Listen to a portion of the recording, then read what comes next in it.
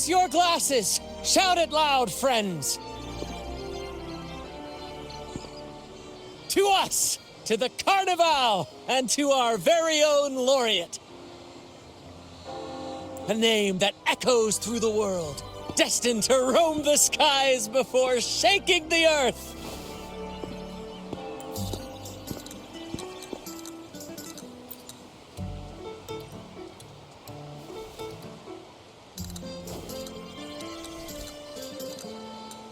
Don't be fooled by how he looks. Brant is already deep in his cups, drunk as a skunk.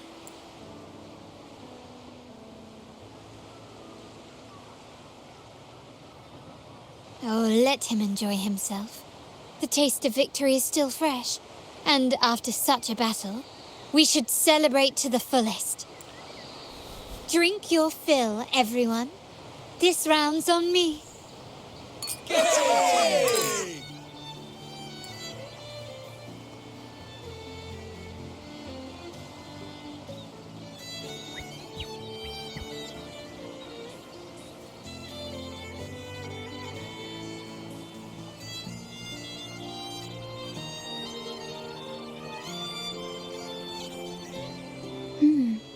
I see someone's been eavesdropping.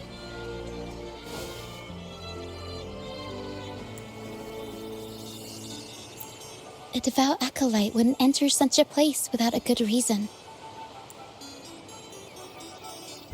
The Montelli family is known for its hospitality, but freeloaders will not find us so welcoming.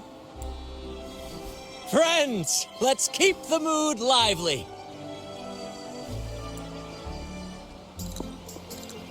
Come, let's discuss the information we've gathered so far. During the carnival, you heard the Sentinel's voice and found a girl named Cartathea. We've dug up some information on her. In the Order, every high-ranking acolyte is given a new name. We contacted the acolyte Phoebe. After some digging in the Order's records, she confirmed that before taking on her holy title, the Blessed Fleur-de-Lis was called Cartathea. But the Blessed Maiden, she martyred herself 20 years ago.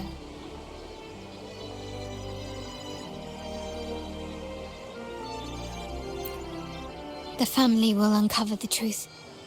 The only remaining clue is the inverted tower you mentioned hearing about from the Sentinel. But even that feels elusive. Judging by your expression, you must have discovered something new, right? Do you recall what we learned from the stained glass in the tower ruins? There were two divinities at the dawn of Renacita. If one refers to the Sentinel, then the other, who could stand alongside them, might be the Threnodian. The two are undoubtedly linked, so uncovering one could lead us to the other. Remember Gilberto from the Physalia family? It took a lot to get him to talk, but we finally got some information from him. As he tells it, the Physalia family's long-revered deity is none other than Leviathan, the Threnodian from the sea's depths. It's hard to believe, I know. But recent events have only reinforced what we discovered from the stained glass. The Physalia family has been on this island since the founding of Renacita, so their worship of the Threnodian may have persisted for centuries. We will attempt to establish contact with the Physalias to build an alliance and gather more intelligence. Rest assured, negotiation is what we do best. If necessary, we'll present them with an offer they can't refuse.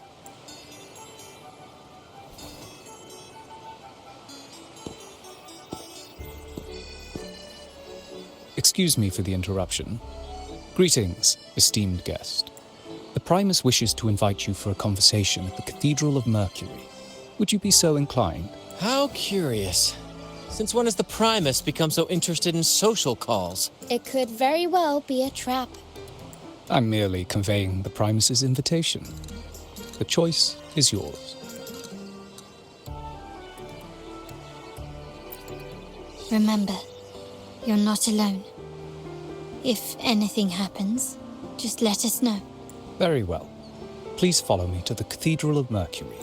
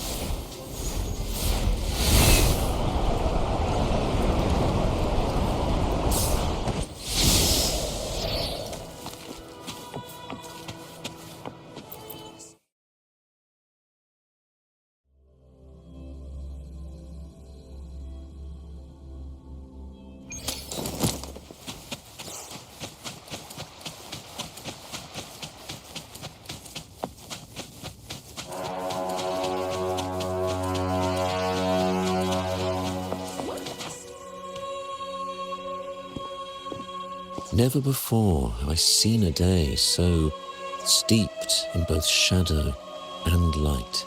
The birds sing, the flowers bloom, yet this world knows neither true joy nor eternity. Come closer, righteous one. There's no need for hesitation.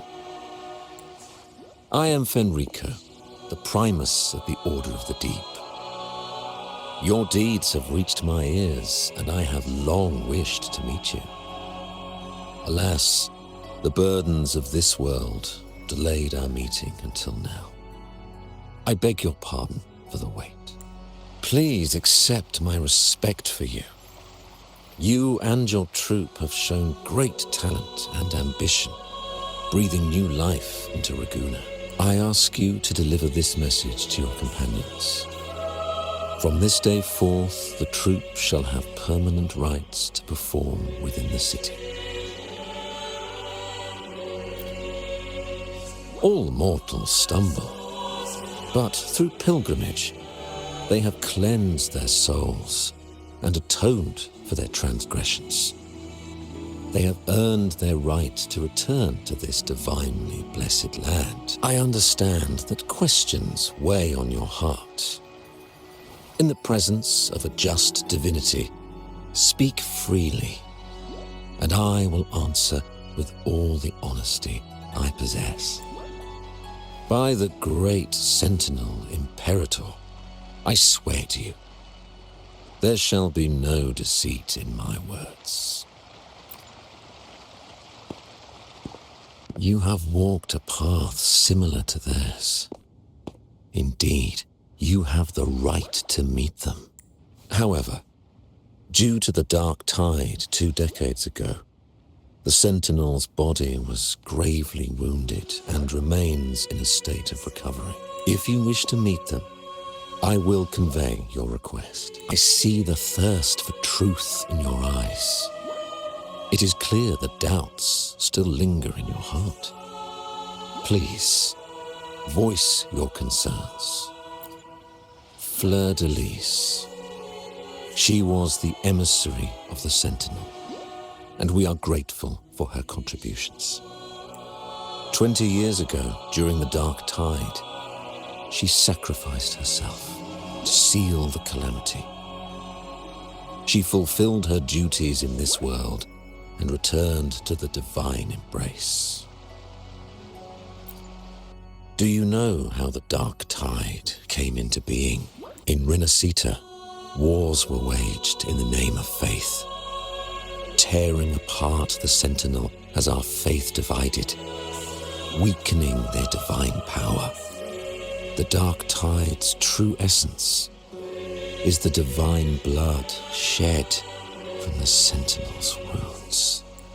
That tragic past left deep scars, and with their divine power drained, they could not prevent the Dark Tide's surge 20 years ago. The Blessed Maiden chose to martyr herself.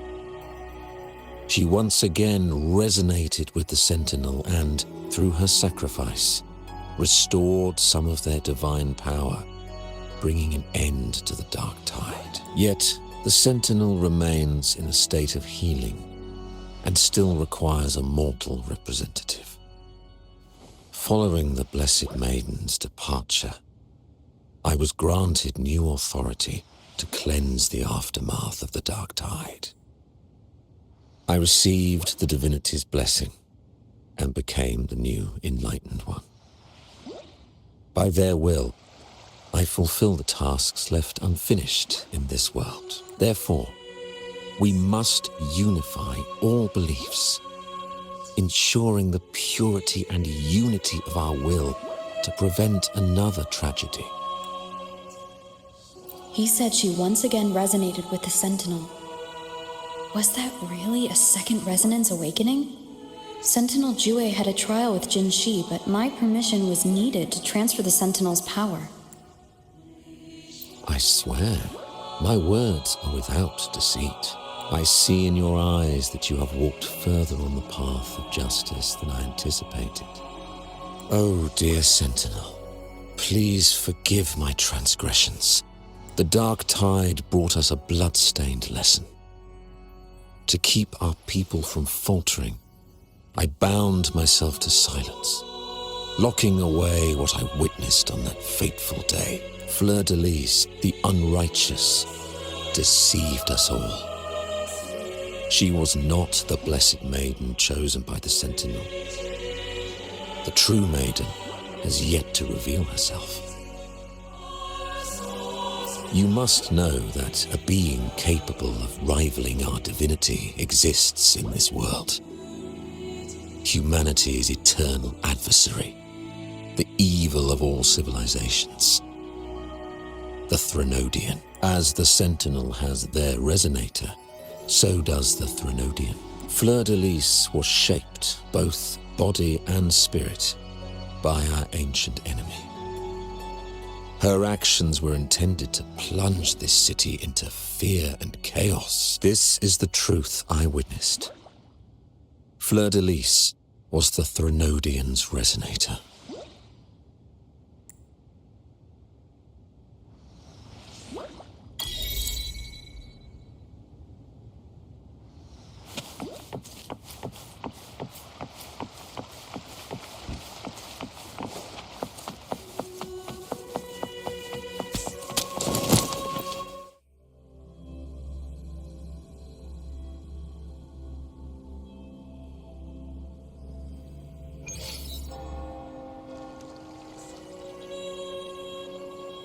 How can that be?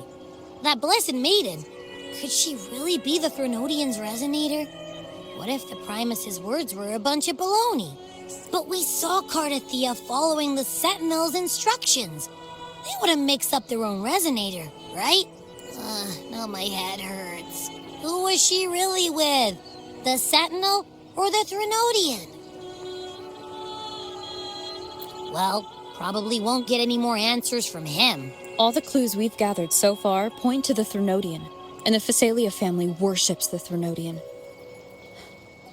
We'll have to wait for Carlotta to arrange an audience with them. Something tells me this carnival is just the beginning. There's more ahead. I'm sure of it.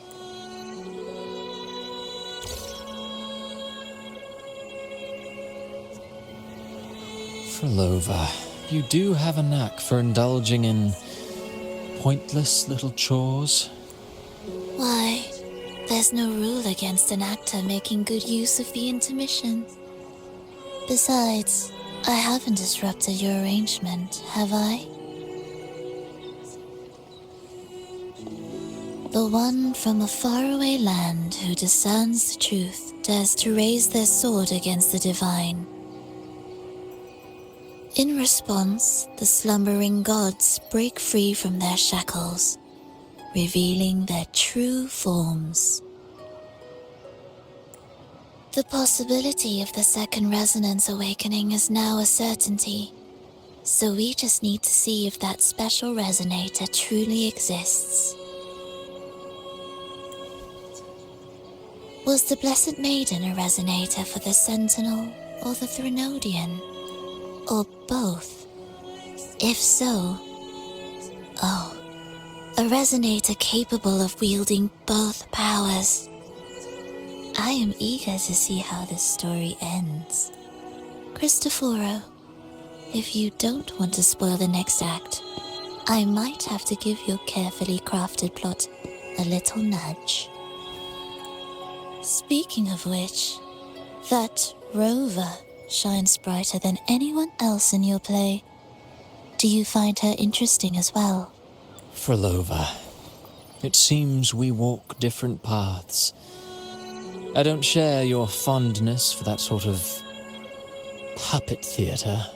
I merely place the characters on their stage and they act out their fates, driven by their own volition. To remain courageous amidst absurdity.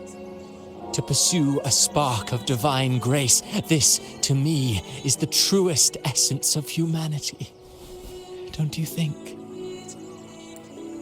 Even the most pristine cadence of death pales beside the untamed, fervent, and tenacious spirits of the living. In their journey, they resolutely overcome all obstacles. They pursue, they tear, they burn, simply because they desire to. I think you should leave your secluded mansion. Take a walk and listen to the voices scattered across the world. Perhaps. From Huanglong to Rinasita, she has indeed added a few unexpectedly beautiful notes to my symphony. I am certain that, even without any direction, she will walk the path that destiny has laid before her. All things ascend toward a singular point of convergence, and what awaits at the end is immortality. Before the tides of fate, we are all but humble servants.